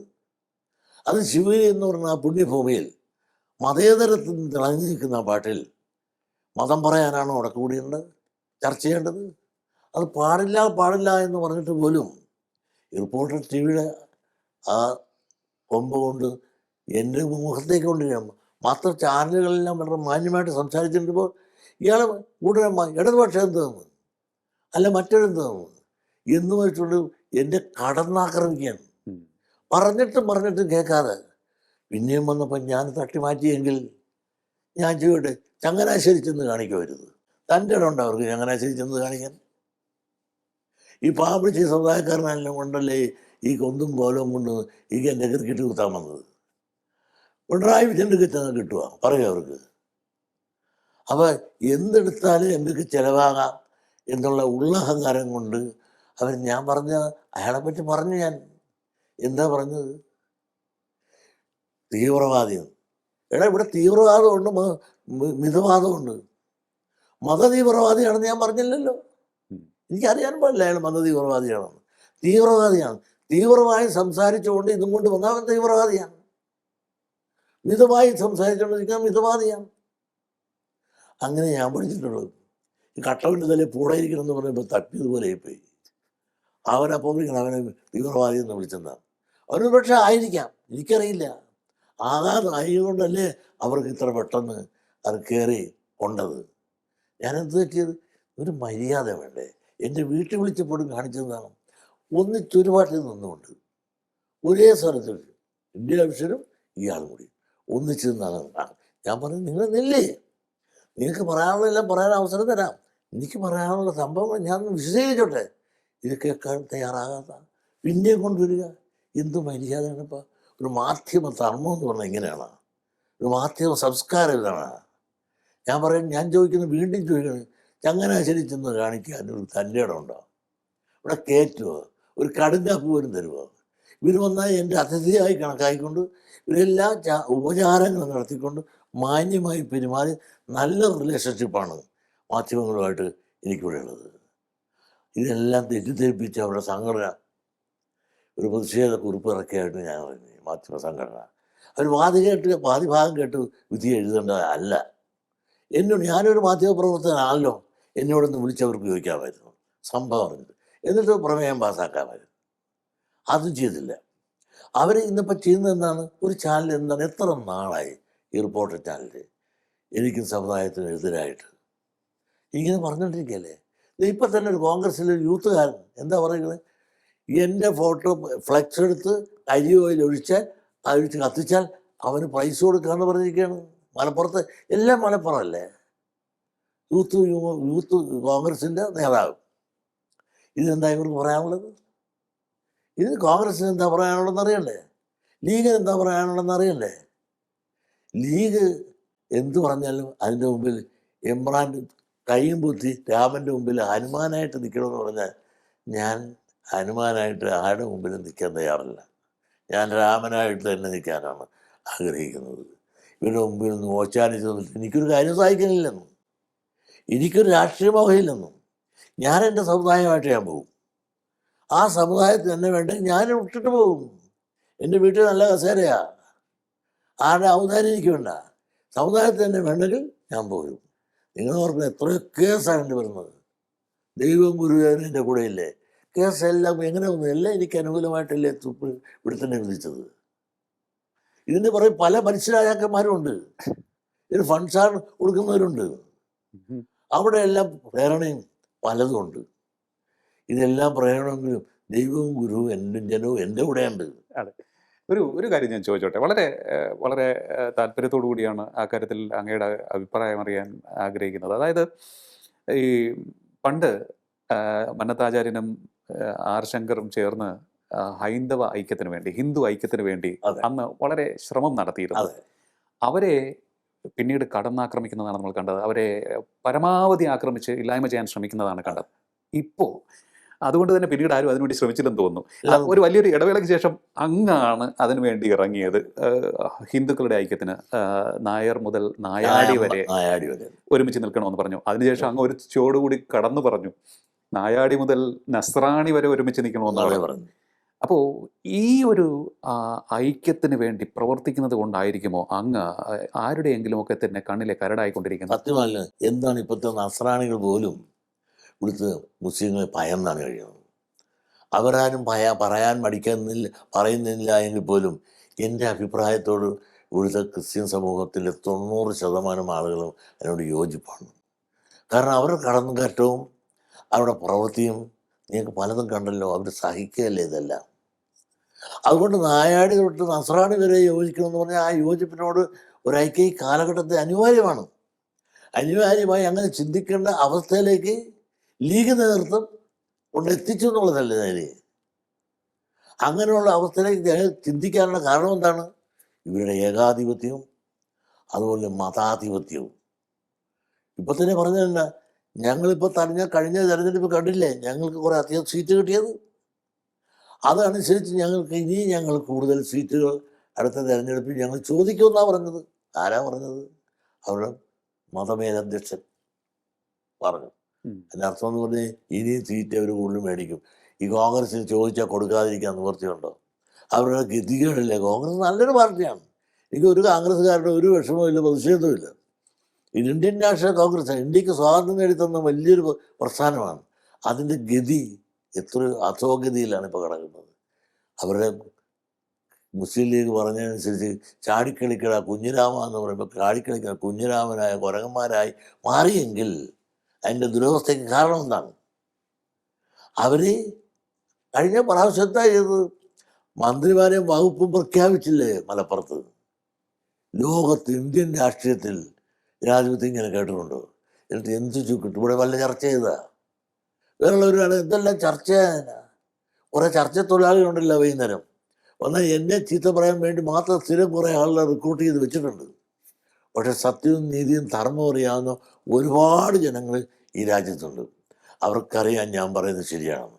എത്രയോ പേര് എന്നെ വിളിച്ചിട്ട്, രാഷ്ട്രീയക്കാർ തന്നെ വിളിച്ചിട്ട് പറഞ്ഞിട്ടുണ്ട്, കോൺഗ്രസ്സുകാരായ ആൾ പറഞ്ഞിട്ടുണ്ട്, ആ ചാനലിനോട് നിങ്ങൾ കാണിച്ചത് അങ്ങേയറ്റം നീതിയാണ്. കാരണം ആ ചാനലിൽ എല്ലാവരും ചീത്ത പറയും, എല്ലാ രാഷ്ട്രീയക്കാരെയും ചീത്ത പറഞ്ഞ് അവർ കേവനാകാൻ ശ്രമിക്കുകയാണ്. ആ ചാനലൊന്ന് സ്വയം അവർ ചിന്തിക്കണം.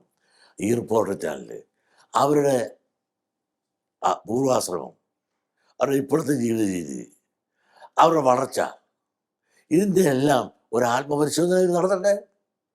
ആത്മപരിശോധന നടത്തിയിട്ട് അവർ കുറ്റം ചെയ്യാത്തവരുടെ മുമ്പിൽ കല്ലെറിയിട്ടവർ ഇവരാരാണെന്ന് എന്താണെന്ന് എല്ലാവർക്കും അറിയാം. അതൊന്നും ഞാനിപ്പോൾ പറയുന്നില്ല. ഇതൊക്കെ കൊണ്ടായിരിക്കും അങ്ങ് പറഞ്ഞത് വീണ്ടും UDF അധികാരത്തിൽ വന്നാൽ ലീഗിന് മന്ത്രിസ്ഥാനം അല്ലെങ്കിൽ അധികാര സ്ഥാനമൊക്കെ തന്നെ ലഭിച്ചു കഴിഞ്ഞാൽ വീണ്ടും ഒരു മാറാടിന് സാധ്യതയുണ്ടെന്ന്. സാധ്യതയുണ്ടല്ലോ. ഞാൻ ഇപ്പോൾ ഇത്രയും വർഗീയത ഇന്നിപ്പോൾ എന്താണ് വർഗീയത അങ്ങേറ്റം ശക്തമായി വളർന്നു നിൽക്കുന്ന ഒരു അവസ്ഥാവിശേഷം. ഇതൊക്കെ കുറവായിരുന്ന കാലത്താണ് മാറാട് നടന്നത്. ഇന്നിപ്പോൾ വർഗീയതമായിട്ട് വളരെ സംഘടിച്ച് ലീഗ് നേതൃത്വം അതിനെ ഇന്ന് വീതി ഊർപ്പിച്ച് അവർ ശക്തമായി നിൽക്കുന്ന ഈ അവസ്ഥയിൽ ഇനി UDFൻ്റെ ഭരണം കിട്ടിയാൽ ഒരു മാറാട്, ഇനിയും പല മാറാടും ഇവിടെ നടക്കും. നിങ്ങൾ എഴുതി വെച്ചോളൂ, കണ്ടോളൂ. ഇവിടെ മതസൗഹാർദ്ദം ഉണ്ടാക്കാൻ ഒരിക്കലും അവർ ഇഷ്ടപ്പെടുന്നവരല്ല ലീഗ്. മാത്രമല്ല അവർ മതസൗഹാർദ്ദം കൃത്യമുള്ളത്. എത്ര ആക്രമണങ്ങൾ ഇവർ കാണിക്കുന്നു. അതിന് സംരക്ഷണം കൊടുത്താര്? അന്നത്തെ ലീഗ് നേതൃത്വം, അന്നത്തെ ലീഗ് മന്ത്രിമാരുമല്ല. ഞാൻ ഇനി അത് ചെയ്യാൻ എന്താ ഉറപ്പ്? 9.5 കൊല്ലമല്ലേ ഈ ഗവൺമെൻറ് ഭരിച്ചിട്ട്. പലയിടത്തും വല്ല മതസൗഹാർദ്ദത്തിൻ്റെ പേരിൽ, മതവിദ്വേഷത്തിൻ്റെ പേരിൽ വല്ല കലഹം ഇവിടെ നടന്നു. ഇവിടെ തന്നെ ഇതെല്ലാം നടന്ന് ഇങ്ങനെ പോകുന്ന കാരണം സീതാരണ പ്രസ്ഥാനം ഇവിടെ വളർന്നുകൊണ്ടാണ്. ഈ സീതാരണ പ്രസ്ഥാനം പറഞ്ഞാൽ മതവിദ്വേഷം എന്നുള്ളത് നമുക്ക് ചിന്തിക്കാൻ നിവൃത്തിയില്ലപ്പാ. എല്ലാവരും സഹോദരരാണ്. നമുക്ക് അതിൻ്റെ അപ്പുറത്ത് കാണാൻ സാധിക്കില്ല. നമ്മളെല്ലാം സഹോദരരായിട്ട് കാണുമ്പോൾ അവരാരും നമ്മളെ സഹോദരരായി കാണാത്തതിൻ്റെ ദുഃഖം എനിക്കുണ്ട്. ഇപ്പോൾ തന്നെ വീണ്ടും ഈ ഇടതുപക്ഷത്തിനകത്ത് പോലും ചില വിവാദങ്ങൾ വന്നിട്ടുണ്ട്. ചതിയൻ ചന്തു പ്രയോഗം, അങ്ങയുടെ കാറിൽ കയറുന്ന കാര്യങ്ങൾ, ഇതൊക്കെ തന്നെ ചർച്ചാ വിഷയമാക്കുന്നുണ്ട്. ഇത് എത്രത്തോളം അനിവാര്യമായിരുന്നു ഇങ്ങനെയുള്ള സംഭവം? വേണ്ടായിരുന്നല്ലോ. ഈ CPIയെ സംബന്ധിച്ചിടത്തോളം വലിയൊരു വിവാദവും പ്രതിസന്ധിയും ഇന്നത്തെ ഭരണത്തിനകത്ത് ഉണ്ടാക്കില്ല ഈ സമയത്ത്. അതായത് ആ പുസ്തക പ്രശ്നവുമായിട്ട് ബന്ധപ്പെട്ടിട്ടുള്ളത് സർക്കാരിന് പണം വേണ്ടേ? സർക്കാരിന് പണം കിട്ടാൻ വേണ്ടിയിട്ട് കേന്ദ്രം ഭരിക്കുന്ന വേറെ ആളുകളാണ്. അവരുടെ സഹായവും സർക്കാരും മേഴ്സിയും പിടിച്ചു പറ്റി കുറേ പണം ഇവിടെ കൊണ്ടുവന്ന് വിദ്യാഭ്യാസ മേഖലയിൽ മുടക്കാൻ 2,000 കോടിയോളം കിട്ടുന്നതിന് സർക്കാർ ശ്രമിച്ചപ്പോൾ അതിനെതിരെ CPI വാളാവുകയും അതിന് ഈ തെരഞ്ഞെടുപ്പ് വരുന്ന സമയത്ത് അത് വേണമായിരുന്നു. ഏതാണ്ട് അത് സാധിച്ചു കഴിഞ്ഞപ്പോൾ ഏതാണ്ട് അമേരിക്ക കൊളംബസ് കണ്ടുപിടിച്ച ഏതാണ്ട് വലിയ സംഭവം പോലെ CPIക്കാരത് ആഘോഷിച്ചു. ഈ ആഘോഷം ഈ തെരഞ്ഞെടുപ്പിനെ ബാധിച്ചിട്ടുണ്ട്. CPI തന്നെ എത്ര സീറ്റ് കിട്ടിയിട്ടുണ്ടെന്ന് അവരെടുക്കട്ടെ. നിങ്ങളൊന്ന് ആലോചിച്ച് നോക്കുക. കേന്ദ്ര ഗവൺമെൻറ് സഹായം വേണ്ടേ? ഈ CPI തന്നെ വഹിക്കുന്ന വകുപ്പ് കൃഷി വകുപ്പിലായാലും ഇതിനെല്ലാം കേന്ദ്ര ഗവൺമെൻറ്റിൻ്റെ സഹായം കാശുമില്ലേ? അതൊന്നും ഉണ്ടാകാത്തത്. അപ്പോൾ അതും ചർച്ച ചെയ്യണമെങ്കിൽ അവിടെ ഉള്ളിൽ ചർച്ച ചെയ്യേണ്ടതല്ലേ? അത് പരസ്യമായി ചർച്ച ചെയ്യാം. എന്നിട്ട് അദ്ദേഹം വലിയ മഹാത്മ്യം പറയാണ് വെള്ളാപ്പള്ളിയെ വണ്ടിയെ കയറ്റി തെറ്റായിപ്പോയെന്ന്. അതൊരു മുഖ്യമന്ത്രിയെ വളരെ കൊച്ചാക്കിയല്ല ഞാൻ. ഇദ്ദേഹം ആരാ? നിങ്ങളെന്നാലും PK വാസുദേവൻ, അതുപോലെ PS ശ്രീനിവാസൻ, TV തോമസ്, അതുപോലുള്ള മഹാന്മാരിരുന്ന് കൊണ്ടന്ന് ഈ പ്രസ്ഥാനത്തെ വളർത്തിയ അതൊരു ചങ്കുറ്റത്തോടും അന്തസ്സോടും കൊണ്ട് വളർത്തിയ ഒരു പ്രസ്ഥാനമാണ് ഇത്. അവരെല്ലാം എൻ്റെ വണ്ടി ഉപയോഗിച്ചിട്ടുണ്ടപ്പോൾ. PS ശ്രീനിവാസൻ എൻ്റെ വണ്ടി 44 ഇപ്പോഴും ഇവിടെ കാണുന്നത് ഒരു 2158 1997 മോഡല് പുതുതായിട്ട് ഇറക്കിയപ്പോൾ അന്ന് കൊണ്ട് കിടന്ന ആദ്യം ഗൗരിയമ്മയാണ്. അതുകൊണ്ട് PS ശ്രീനിവാസൻ കൊണ്ടു നടന്നിട്ടുണ്ട്. VKV TV തോമസ് എത്ര വലിയവനാ. അദ്ദേഹം ഒരു എടുക്കുന്നു മേടിച്ചിട്ടില്ല കാശ്. അദ്ദേഹത്തിനെ കണ്ടുപിടിക്കാൻ TV തോമസ്. അവരൊന്നും ഈ രാജ്യത്ത് ഏറ്റവും രാഷ്ട്രീയപരമായി വളരെ ഉയർന്ന ചിന്തയെ നിലനിർത്തുന്നത്. ഇദ്ദേഹം അന്നെല്ലാം വടക്കം കണ്ട് വട്ട് കളിച്ച് നടക്കരുന്നപ്പോൾ ഇദ്ദേഹത്തിന് രാഷ്ട്രീയം അറിയാൻ പാടില്ല. അതുകൊണ്ട് എൻ്റെ വണ്ടി കയറ്റുകയില്ല, ഞാൻ കൈനീട്ടും കാശ് മേടിക്കും. എന്തൊരു തറമ്പാണ് ഇതൊക്കെ! എന്തിനാ ഇങ്ങനെയുള്ള ചീപ്പ് പോപ്പുലാരിറ്റിക്ക് വേണ്ടി വർത്തമാനം പറയുന്നത്? അങ്ങേപോലെ ഇത്രയും സ്ട്രോങ് ആയിട്ടുള്ള, ഇത്രയും കരുത്തനായിട്ടുള്ള ഒരു സമുദായ നേതാവ്, ഈഴവ സമുദായത്തിൻ്റെ കരുത്ത് നമുക്കറിയാം, പ്രത്യേകിച്ച് പറയേണ്ടതില്ല. അവരുടെ വോട്ട് ഇന്ന് നിർണായകം തന്നെയാണ്. എന്നിട്ടും ഇത്ര പരസ്യമായി അങ്ങേ വിമർശിക്കുവാൻ എന്തായിരിക്കാം കാരണമെന്ന് തോന്നിയിട്ടുണ്ട്? പിന്നെ വിവരമില്ലായ്മ. വിവരം വേണ്ടേ? പിന്നോക്ക അധസ്ഥിത വർഗത്തിന് കീഴിലാതെ പിന്നോക്ക സമുദായത്തിൻ്റെ പിൻബലത്തിൽ മാത്രമാണ് CPI നിൽക്കുന്നത്. CPM ആയാലും ആ തിരിച്ചറിവ് പിണറായിക്കുണ്ട്. അതുകൊണ്ടല്ല പിണറായി വിമർശിച്ചില്ല, ഇനിയും വണ്ടി കയറ്റുമെന്നാണ് പറഞ്ഞത്. അതെ. അതോടൊപ്പം തന്നെ ഒരു കാര്യം കൂടെ പറഞ്ഞ്, ഞാൻ ചതിയും ചതിയും തന്നൊന്നുമില്ല, ഞങ്ങളുടെ ഏറ്റവും അടുത്ത ഞങ്ങളുടെ രണ്ടാമത്തെ ഏറ്റവും വലിയ രാഷ്ട്രീയ കക്ഷിയാണ് CPI എന്ന് പറഞ്ഞത്. അതാണ് രാഷ്ട്രീയം. അങ്ങനെയാണ് പറയേണ്ടത് അദ്ദേഹം. ഞാൻ പറഞ്ഞത് എൻ്റെ അഭിപ്രായം. അദ്ദേഹം പറഞ്ഞാൽ യഥാർത്ഥ രാഷ്ട്രീയക്കാരൻ്റെ അഭിപ്രായം. അത് ഇവരൊക്കെ തള്ളിയല്ലേ പറഞ്ഞത് CPI-എമ്മിനെ. അപ്പോൾ ഇവരൊക്കെ എന്തേ പറഞ്ഞു ചോദിച്ചാൽ അദ്ദേഹത്തിന് രാഷ്ട്രീയ പക്വതയില്ലാത്ത ഒരാളാണ്. രാഷ്ട്രീയം എങ്ങനെ കൊണ്ട് നടക്കണമെന്ന് അറിയാൻ പാടില്ല. ഏതാണ്ട് മുൻപിരുന്ന ആളുടെ വിൽപ്പത്രം എഴുതിയിരുന്നതിൻ്റെ അടിസ്ഥാനത്തിൽ സ്ഥാനം കിട്ടിയതാണെന്ന് ഞാൻ കേട്ടത്. മുൻപിരുന്ന ആൾ അകാലത്ത് മരിച്ചു പോയൊരു മാന്യനുണ്ടല്ലോ, അദ്ദേഹം വിൽപ്പത്രം എഴുതി വെച്ചിരുന്നു ഇദ്ദേഹത്തെ പിൻഗാമിയായിട്ട് വയ്ക്കണം. ആ വിൽപ്പത്രത്തിൻ്റെ അടിസ്ഥാനത്തിൽ കിട്ടിയതായിരിക്കും, യോഗ്യതയുടെ അടിസ്ഥാനത്തിൽ കിട്ടിയതാണെന്ന് എനിക്ക് തോന്നുന്നില്ല. ഒരു പാർട്ടി നയിക്കാനുള്ള ആ മെയ്വഴക്കമോ പ്രായോഗിക ബുദ്ധിയോ അദ്ദേഹത്തിന് വേണ്ടത്ര ഉണ്ടോ എന്ന് ഒരു ആത്മപരിശോധന സ്വയം നടത്തുന്നത് കൊള്ളാം. തദ്ദേശ തെരഞ്ഞെടുപ്പിന് മുൻപ് PM ശ്രീ വിവാദം, ഇപ്പോൾ വീണ്ടും ഒരു വിവാദം ഉണ്ടാക്കിയിരിക്കുന്നു. ഇനി നിയമസഭാ തെരഞ്ഞെടുപ്പിന് മാസങ്ങൾ മാത്രമാണുള്ളത്. എന്താണ് പിണറായി 3.0 മൂന്നാം പിണറായി സർക്കാരിൻ്റെ സാധ്യതകളെക്കുറിച്ചൊക്കെ ചർച്ചകൾ സജീവമായി നടക്കുന്ന സാഹചര്യമാണ്. എന്ത് തോന്നുന്നു ഈ തെരഞ്ഞെടുപ്പിൽ പിണറായി വീണ്ടും അധികാരത്തിലെത്താനുള്ള സാധ്യത? പിണറായി അങ്ങനെ എഴുതിത്തള്ളാവുന്ന ഒരാളല്ലപ്പാ. ഇവരൊക്കെ ഞാൻ പറഞ്ഞാൽ ഇനിയും വരുമെന്ന് പറഞ്ഞാൽ ഇനിയും ജയിക്കുന്നവൻ വരും. പിണറായിക്ക് ഇനിയും മൂന്നാമതും വോട്ട് കിട്ടിയാൽ ജയിക്കുമെന്ന് ഞാൻ പറയാം. പക്ഷെ അങ്ങനെ എഴുതിത്തള്ളാവുന്നില്ല പിണറായിയുടെ സ്ഥിതി. കാരണം മറുഭാഗത്ത് തമ്മിൽ തല്ലും വെട്ടും കുത്തും അല്ലേ അതിനകത്ത്. കോൺഗ്രസിനകത്ത് വല്ല ഐക്യം ഉണ്ടോ? എത്ര പേര് മുഖ്യമന്ത്രിയാകാൻ നടക്കുന്നത്? ലീഗല്ലേ പ്രമാണിത്തം പറഞ്ഞ് മുഴുവൻ നടക്കുന്നത്? ഇത് കണ്ടുകൊണ്ടല്ലേ ബാക്കിയുള്ള സമുദായക്കാർ നിൽക്കുന്നത്? ഇവിടെ ഹിന്ദുക്കളെന്ന് പറഞ്ഞ് മിണ്ടാതെ പ്രാണികളായിട്ടൊരു വിഭാഗം ഇവിടെ ഇല്ലേ? അതുപോലെ ക്രിസ്ത്യൻ സമുദായം എന്ന് പറഞ്ഞ വലിയൊരു സമുദായം ഇവിടെ നിശബ്ദരായി മൂകരായി നിൽക്കുന്നില്ലേ?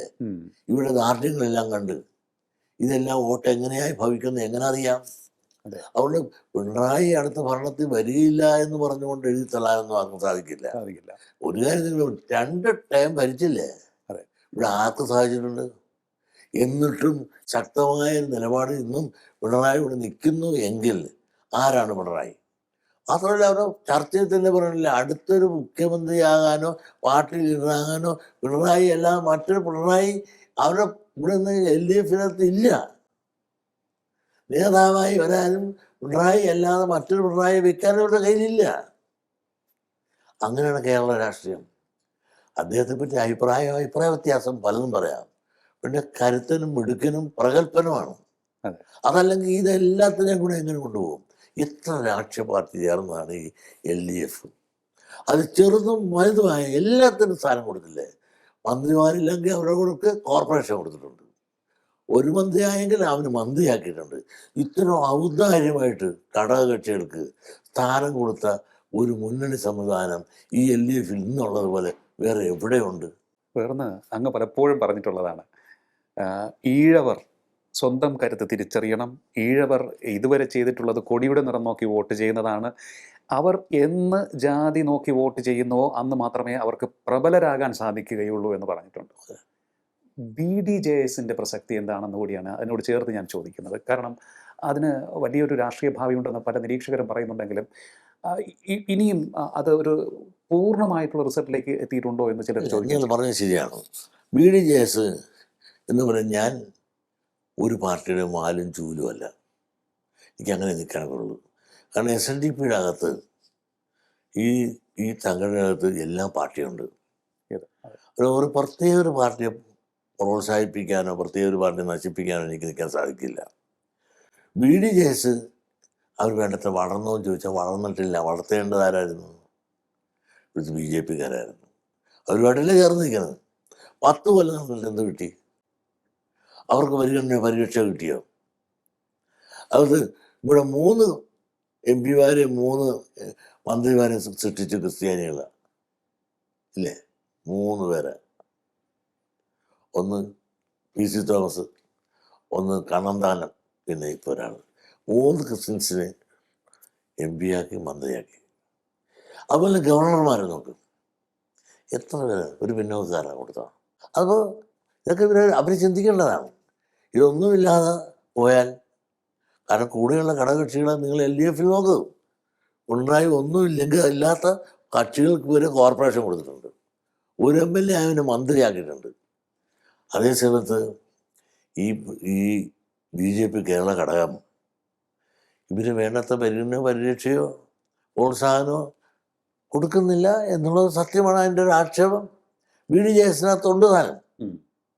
പക്ഷെ ഇന്നിപ്പോൾ പുതുതായിട്ട് വന്നിരിക്കുന്ന നേതൃത്വം രാജീവ് ചന്ദ്രശേഖർ അത് കുറച്ചൊക്കെ മനസ്സിലാക്കിയിട്ടുണ്ട്. അതിനൊക്കെ ഒരു പരിഗണനയും ഉണ്ടാകും എന്നുള്ള പ്രതീക്ഷയുണ്ട്. അദ്ദേഹം ഒരു മാന്യനാണ്, മര്യാദക്കാരനാണ്. പക്ഷേ രാഷ്ട്രീയത്തിലെ എല്ലാ അടവ് നയമൊന്നും പുള്ളിക്ക് അറിയില്ല. രാഷ്ട്രീയം അറിയാമെന്ന് ചോദിച്ചാലും എനിക്കറിയില്ല. അയാൾ സത്യസന്ധനായ നേരെ പോകുന്ന ഒരു പച്ചയായ നല്ലൊരു മനുഷ്യൻ. പക്ഷെ അദ്ദേഹം പറയുന്നത് വികസനവുമാണ്, വികസനത്തെ സംബന്ധിച്ചുള്ള കാര്യങ്ങളാണ്. മറ്റുള്ളവരുടെ കുറ്റം പറയുന്നതിനേക്കാൾ എനിക്കെന്ത് ചെയ്യാൻ സാധിക്കുമെന്നാണ് അദ്ദേഹം പറയുന്നത്. അത് നല്ല സ്വഭാവമല്ലേ? കാരണം ബാക്കി രാഷ്ട്രീയക്കാരെല്ലാം പരസ്പരം കുറ്റം പറഞ്ഞ് പരസ്പരം തമ്മിൽ തല്ലിയും നശിക്കുമ്പോൾ അദ്ദേഹം പറയുന്നത് എന്താണ്? എൻ്റെ രാജ്യത്തിന് വികസനം. പക്ഷെ അദ്ദേഹത്തിന് ചെറിയ തെറ്റ് പറ്റിയില്ലേ എന്ന് ചോദിച്ചാൽ കേരളത്തിൽ പലരും അദ്ദേഹത്തിൻ്റെ കൂടെ കൂടിയിട്ടുണ്ട്. ഇപ്പം തന്നെ ശ്രീലേഖ അവിടുത്തെ കോർപ്പറേഷൻ ചെയർമാനാക്കാൻ പുള്ളി ശ്രമിച്ചു എന്നും പറഞ്ഞൊരു ആക്ഷേപമുണ്ട്. അത് വേണ്ടായിരുന്നു. പാർട്ടിയെ വളർത്തുകയും ഉയർത്തുകയും അതിനുവേണ്ടി കഷ്ടപ്പെടുകയും ചെയ്ത ഇന്നത്തെ നേതൃത്വം ഉണ്ടല്ലോ, അതാണ് യഥാർത്ഥ അർഹൻ. അവളി തന്നെയാണ്, രാജേഷ് തന്നെയാണ്. അവരൊരുപാട് വിയർപ്പ് ഒലിച്ചതല്ലേ. ഇന്നലെ മെമ്പറായി വന്ന ഒരു IPSകാരി റിട്ടയർ ചെയ്തപ്പോൾ ഓടിക്കയറി BJP ആക്കി, ഉടനെ കോർപ്പറേഷൻ ചെയർമാനാക്കുക എന്ന് പറഞ്ഞാൽ അത് ആ പാർട്ടിയുടെ അകത്ത് അത് പാടില്ല. അങ്ങനെ ചിന്തിക്കുന്നത് ശരിയല്ല. അത് രാജീവ് ചന്ദ്രശേഖരനാണ് അതിനോട് പിൻബലം കൊടുത്തത് എന്ന് പത്രത്തിൽ കണ്ടതാണ്. ശരിയോ തെറ്റോ എനിക്കറിയില്ല. പക്ഷെ അത് അങ്ങനെ ഒരു ചിന്തയെ പാടില്ലാത്തതാണ്. വേറൊരു കാര്യം സർ, അങ്ങ് ശ്രദ്ധിച്ചിട്ടുണ്ടാവണം, ഈ ഇന്ത്യയുടെ വടക്കുകിഴക്കൻ സംസ്ഥാനങ്ങൾ അവിടെ ഇവാഞ്ചലിസ്റ്റുകൾ പിടിമുറുക്കുന്നതായിട്ടുള്ള വാർത്തകൾ കേൾക്കുന്നുണ്ട്. തെക്കേ ഇന്ത്യയിൽ തമിഴ്നാട്ടിലേക്കൊക്കെ നോക്കുകയാണെന്നുണ്ടെങ്കിൽ ഈ തമിഴ് പുലികളുടെ ഒരു തമിഴ് ഈഴത്തിൻ്റെ ഒരു പ്രഭാവം ഇപ്പോഴും നിൽക്കുന്നുണ്ട്. അവർ ഒരു വേറിട്ട് നിൽക്കാൻ ശ്രമിക്കുന്നതായി അവരുടെ പല പ്രവൃത്തികളിൽ നമുക്ക് അവിടുത്തെ സർക്കാരിൻ്റെ പോലും പ്രവൃത്തികൾ നമുക്ക് കാണാൻ സാധിക്കുന്നുണ്ട്. ഇങ്ങനെ നോക്കുമ്പോൾ നമ്മുടെ രാജ്യത്ത് പല ശക്തികൾ, വിദേശത്ത് നിന്നുള്ള ശക്തികൾ ഇത്തരത്തിൽ ജനങ്ങളെ വിഘടിക്കാൻ ശ്രമിച്ചുകൊണ്ടിരിക്കുകയാണ്. കേരളത്തിനകത്ത് അങ്ങ് പറഞ്ഞതുപോലെ കുറേയേറെ കാര്യങ്ങൾ നടക്കുന്നുണ്ട്. ചില വിമർശനം വന്നുകൊണ്ടിരിക്കുന്നത് അല്ലെങ്കിൽ നിരീക്ഷണം വന്നുകൊണ്ടിരിക്കുന്നത് ലീഗിനുള്ളിലേക്ക് തീവ്ര നിലപാടുകാർ നുഴഞ്ഞു കയറിയിട്ടുണ്ട് എന്നും പറയുന്നുണ്ട്. എങ്ങോട്ടാണ് നമ്മുടെ രാജ്യം പോകുന്നതെന്നാണ് അങ്ങയുടെ? വളരെ അപകടകരമായി പോയിക്കൊണ്ടിരിക്കുകയാണ് ഈ രാജ്യം. നിങ്ങളൊന്ന് ആലോചിച്ച് നോക്കുക. തീവ്രമായ അപകടങ്ങളിലേക്ക് പോവുകയും ലീഗ് എന്ന് പറഞ്ഞാൽ മിതവാദികളെന്ന് പറയുകയും അതിനകത്ത് മുഴുവൻ തീവ്രവാദികൾ കയറിക്കൊണ്ട് തീവ്രവാദ പ്രവർത്തനങ്ങളൊക്കെ നടക്കുന്നത് കൊണ്ടല്ലേ ഒരു ഷാജി കയറി മതമാണ് മതമാണ് മതമാണെന്ന് പറഞ്ഞിട്ട് ഒരു ചർച്ചയില്ലല്ലോ. ലീഗിനകത്ത് തന്നെ ഒരുപാട് കയറിയിരിക്കുന്ന മുഴുവൻ തീവ്രവാദി മുസ്ലിങ്ങളാണ്. അവിടെ വിദേശത്തെ പുറത്ത് സംസാരങ്ങളിലെ ഞങ്ങൾ ജനങ്ങളെ കാണിച്ചിട്ടുണ്ട്. ഇവിടെ നിന്ന് പ്രസംഗിക്കണതും അവിടെ പോയി പ്രസംഗിക്കുന്നതും ഒരു ഗഫൂറുണ്ട്. അദ്ദേഹം ഡോക്ടർ ഫസൽ ഗഫൂർ. ഡോക്ടർ ഗഫൂർ അദ്ദേഹം കൂടെ ഒന്ന് വലിയ സുഖപ്പെട്ട വർത്താനം പറയും. വിദേശത്ത് പോയി ചെയ്യുന്നത് ആർഗ്യുമെന്റ്സ്. അതുപോലെ ഈ പറഞ്ഞ ഷാജി, ഇവരൊക്കെ എന്താ കാണിക്കുന്നത്? ഈ കേരളം കാണുന്നില്ലേ? ഇതെന്താ ഇവിടെ ചർച്ചയാകത്തത്? ഇവിടെ ചാനലുകാർക്ക് എന്താ ഉണ്ടാകുന്ന നാവില്ലേ? അവരെന്തേ നാവ് കഴിഞ്ഞ് അവർ ഭയം എന്ന് പറഞ്ഞ ഭയം. ഇന്നിവരെല്ലാം ഭയന്നാണ്. ഈ തീവ്രവാദികളെ ഭയക്കുന്നു ഈ സാധാരണ ജനങ്ങൾ എന്നുള്ള സത്യം നിലനിൽക്കുകയാണ്. എങ്ങോട്ട് കേരളം പോകുന്നു? ഇന്ത്യ എങ്ങോട്ട് പോകുന്നു? 10 കൊല്ലം കഴിഞ്ഞാൽ ഇവിടുത്തെ സ്ഥിതി എന്തായിരിക്കും കേരളത്തിൻ്റെ? സ്വതന്ത്രമായി മലപ്പുറം വെള്ളം വേണമെന്ന് ആവശ്യപ്പെട്ടവരല്ലേ രാജ്യം. ഒരു 10 വർഷം കഴിഞ്ഞുള്ള കേരളത്തിലെ സാമൂഹ്യ അന്തരീക്ഷം അങ്ങനെയാണ് കാണുന്നത്. വളരെ അപകടകരമായിട്ട് ഒരു മതസൗഹാർദ്ദം നിലനിർത്തിക്കൊണ്ട് പോകുന്ന രീതിയല്ല, മതവിദ്വേഷം പരത്തിക്കൊണ്ടും അതിലിടെ നിന്നുകൊണ്ട് തമ്മിലൊഴിപ്പിച്ച് അതിന് ചോര കൂട്ടി കൊടുക്കുന്ന കുറുക്കന്മാരാണ് പലരും രാഷ്ട്രീയത്തിൽ നിന്നുള്ള. അങ്ങ് നീണ്ട 30 വർഷമായി SNDP യോഗത്തിൻ്റെ അമരത്തെത്തിയിട്ട് വളരെ ശക്തമായൊരു നേതൃത്വം പ്രസ്ഥാനത്തിന് നൽകി, കെട്ടുറപ്പുണ്ടാക്കി, അതിൻ്റെ ശാഖകൾ ഇന്ത്യക്ക് പുറത്തേക്ക് പോലും അങ്ങ് വ്യാപിപ്പിച്ചു. അങ്ങയുടെ കീഴിലാണ് അത് നടന്നത്. പല രാജ്യങ്ങളിലായിട്ടുണ്ട്. ഇപ്പോൾ എന്ത് തോന്നുന്നു ഇത്രയും നാളത്തെ നേതൃത്വത്തിലെ ചിലവഴിച്ച സമയത്തെക്കുറിച്ച് ആലോചിക്കുമ്പോൾ? എന്നാലും എനിക്ക് സന്തോഷമുണ്ട്, അതോടൊപ്പം സങ്കടമുണ്ട്. അതെന്താണ്? എന്നുവെച്ചാൽ ഈഴവൻ്റെ ഗുരു പറഞ്ഞ പോലെ കടപ്പുറത്തെ മണൽ പോലെയാണ്. എനിക്കെതിരായി കേസ് പറയാനും പ്രസ്താവന ഇറക്കാനും ഈഴവനുണ്ട്. നിങ്ങൾ നമുക്ക് എന്ത് വൃത്തികേട് ചെയ്താലും എന്ത് ഭീകരപ്രവർത്തനം ചെയ്താലും അത് ന്യായീകരിച്ച് മാത്രം പറയാനല്ലേ മുസ്ലിം ലീഗിനകത്തുള്ളൂ. മുസ്ലിങ്ങൾ എന്ത് ചെയ്താൽ അതിനല്ലേ ന്യായം പറയാൻ ചാനലിലും അവരുടെ സമുദായത്തിൽ നിന്ന് അവർക്കെതിരായി പറയാൻ ആരെങ്കിലും ഉണ്ടോ? ഏത് ഭീകരത കാണിച്ചാലും. അതുപോലെ ക്രിസ്ത്യൻ സമുദായത്തെ സംബന്ധിച്ചിടത്തോളം അഭിപ്രായ വ്യത്യാസം വേറെ ഉണ്ടെങ്കിൽ ആ സമുദായത്തിൽ നിന്ന് അവർക്കെതിരെ പറയാൻ ആരെങ്കിലും ഉണ്ടോ? പക്ഷേ ഈഴവ സമുദായത്തിൽ വേണ്ട, NSSനെതിരെ കാര്യമായി ശബ്ദിക്കാൻ ആരെങ്കിലും ഉണ്ടോ? ഇപ്പം തന്നെ സമ്മേളനം നടന്നല്ല, പലരും അവിടെ ഇവിടെ നിന്നും പറയണമെന്നല്ലാതെ ആ മഹാവേദിയിൽ ഒന്നും ആരും പറഞ്ഞില്ല. അതേപോലെ എനിക്കെതിരായി പുറത്തുനിന്ന് പറയാനും കേസ് പറയാനും പ്രസ്താവന ഇറക്കാനും എത്ര പേരുണ്ട്? അതിന് പണം കൊടുക്കാനും സമ്പന്നരായ പലരും ഈ സമുദായത്തിലില്ലേ? എത്ര കൊല്ലമായി, എത്ര കേസാണ് ഞാൻ നടത്തുന്നത്? ഞാൻ നിസ്വാർത്ഥമായി എന്നെ കൊണ്ടൊക്കുന്നതെല്ലാം കേരളത്തിലല്ല, ഇന്ത്യയിൽ, ലോകത്ത് ഈഴവൻ എവിടെയുണ്ടോ അവിടെ എല്ലാം ചെന്നുകൊണ്ട് ഞാൻ സംഘടിപ്പിച്ചവരാണ്. ഞാൻ ഈഴവനെന്ന് അറിയാനും ഈ ലോകത്ത് ഇങ്ങനെ ഒരു പ്രസ്ഥാനമുണ്ടെന്ന് അറിയിക്കാനും എൻ്റെ കാലഘട്ടത്തിൽ എനിക്ക് സാധിച്ചിട്ടുണ്ട്. അതിന് ഞാൻ ഒരുപാട് വിയർപ്പ് ഒഴുക്കിയിട്ടുണ്ട്, ഒരുപാട് ത്യാഗം. അതായത് എൻ്റെ തൊഴിൽ വരെ ഉപേക്ഷിച്ചിട്ട് 24 മണിക്കൂറും പ്രവർത്തിക്കുന്നവരാണ്. പക്ഷെ ആ പ്രവർത്തനത്തിന് ഫലം ഒരുപാട് കാണുന്നുണ്ട്. എവിടെ ചെന്നാലും എനിക്ക് ഒരുപാട് എന്നെ സ്നേഹിക്കുന്ന ഒരുപാട്, ഇന്ന് തന്നെ പുറക്കാണിപ്പോൾ എന്തോ ജനമാണ് എന്നെ സ്നേഹിക്കുന്ന ഒരുപാടുണ്ട്. പക്ഷെ അതിനകത്ത് തന്നെയുള്ള ചില പുഴുക്കുത്തുകൾ ഉള്ള കടന്നാക്രമണം, അത് മീഡിയകൾ വരുമ്പോൾ ബൂസ്റ്റ് ചെയ്ത് കാണിക്കാം. ബൂസ്റ്റ് കാണിക്കുമ്പോൾ ഇവിടെ എന്തോ വലിയ മഹാസംഭവം നടക്കുന്നു. ഇപ്പം തന്നെ ഒരു കേസ് ഇപ്പൊ കണ്ടില്ലേ സുപ്രീം കോടതി ഹൈക്കോടതിയിലെ വിധി, പ്രാതിനിധ്യ വോട്ട് മതിയെന്ന്. അതെ. ഇത്ര നാള് എത്ര കൊല്ലം കേസ് പറഞ്ഞ്, അതെ. എത്ര രൂപ കളഞ്ഞ്, എതിരാളികൾ ആര്, ഇതെല്ലാം സമുദായത്തിൽപ്പെട്ടവർ തന്നെയല്ലേ ചെയ്തത്. ഇതെല്ലാം മറ്റു സമുദായത്തിൽ എന്താ ഇല്ലാത്തത്? എന്നും നമുക്ക് കോടാലിയായിട്ട് സമുദായത്തിൽ തന്നെ ചില ക്ഷുദ്രജീവികൾ പുറത്തു നിന്ന് അകത്ത് നിന്ന് പണി ചെയ്യുന്നുണ്ട്. പക്ഷെ എൻ്റെ സംഘടനാ പ്രവർത്തനത്തിനകത്ത് എനിക്കൊരു എതിരാളിയില്ല. അവരെല്ലാം ഒരേ മനസ്സോടുകൂടി ഒന്നിച്ചു നിന്ന് എന്നെ സഹകരിച്ചും സഹായിച്ചും എന്നെ മുമ്പോട്ട് കൊണ്ടുപോകുന്നുണ്ട്. നീതിക്ക് വേണ്ടി ശബ്ദമുയർത്തിയപ്പോൾ വർഗീയവാദിയാക്കി ചിത്രീകരിക്കുന്ന ഒരു രീതി അത് അനാരോഗ്യകരമാണ് എന്ന് അദ്ദേഹം ഉറപ്പിച്ചു പറയുകയാണ്. താൻ തൻ്റെ സമുദായത്തിൻ്റെ നീതിക്ക് വേണ്ടിയാണ് ശബ്ദമുയർത്തുന്നത്. ഒപ്പം തന്നെ മാധ്യമങ്ങൾ ഇപ്പോൾ കാണിക്കുന്ന ആക്രമണ രീതി, വളഞ്ഞിട്ട് ആക്രമിക്കുന്ന രീതി, ഇത്തരത്തിൽ ഉള്ള ഒരു സമീപനം ശരിയാണോ എന്ന് ചിന്തിക്കണം എന്നും അദ്ദേഹം പറയുന്നുണ്ട്. എങ്കിലും വളരെ ശക്തമായ നിലപാടുകൾ അദ്ദേഹം ഈ ചർച്ചയിൽ ഊന്നി പറഞ്ഞിരിക്കുകയാണ്. ഇത്രയേറെ സ്ട്രോങ് ആയ ഒരു സ്റ്റാൻഡ് എടുക്കാൻ അദ്ദേഹത്തിനല്ലാതെ മറ്റാർക്കെങ്കിലും ഇന്ന് സാധിക്കുമോ എന്നുള്ള കാര്യവും സംശയവുമാണ്. മറ്റൊന്ന് പറയട്ടെ, ഹിന്ദുക്കളുടെ ഐക്യത്തിന് വേണ്ടി എന്നുള്ളതിനപ്പുറത്തേക്ക് ഹിന്ദു മുതൽ നസ്രാണി വരെ, അല്ലെങ്കിൽ നായാടി മുതൽ നസ്രാണി വരെയുള്ള ഐക്യത്തിന് വേണ്ടി ശബ്ദമുയർത്തിയപ്പോഴാണ് താൻ ഇത്രയേറെ വളഞ്ഞിട്ട് ആക്രമിക്കപ്പെടുന്നത് എന്നുകൂടി അദ്ദേഹം പറഞ്ഞിരിക്കുകയാണ്. അതിന് ഒരുപാട് മാനങ്ങളും ഉണ്ട്. അദ്ദേഹത്തിന് എല്ലാ ഐശ്വര്യവും ആരോഗ്യവും നേരാം. ഇനിയും ഒട്ടേറെ നാൾ സംഘടനയെ ശക്തമായി നയിച്ചുകൊണ്ട് സമുദായത്തെ മികച്ച രീതിയിൽ ഉന്നതിയിലേക്ക് എത്തിക്കുവാൻ അങ്ങേക്ക് സാധിക്കട്ടെ എന്ന് പ്രാർത്ഥിച്ചുകൊണ്ട് വളരെയധികം നന്ദി. നമസ്കാരം. ടോക്കിംഗ് പോയിന്റിന്റെ ഈ അധ്യായം ഇവിടെ പൂർണ്ണമാകുന്നു. ഇനി അടുത്ത എപ്പിസോഡ് കാണാം നമുക്ക്. നമസ്കാരം.